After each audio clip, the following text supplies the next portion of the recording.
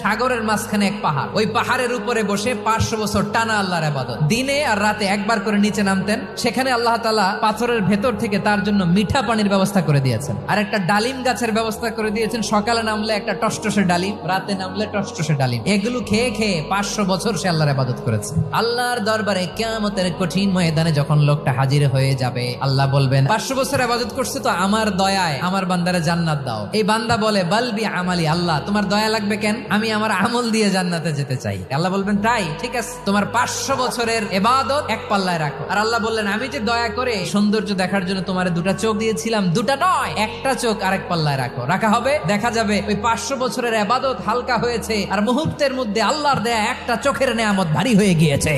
ফলাফল দেখো, হিসাব বলে তুমি এখন জাহান্নামে যাবা, যাও এবার জাহান্নামে যাও। এবার লোকটা কাচুমাচু করে বলে আল্লাহ এবার আমি বুঝতে পেরেছি তোমার দয়া ছাড়া দুনিয়ায় কেউ জান্নাতে যেতে পারবে না।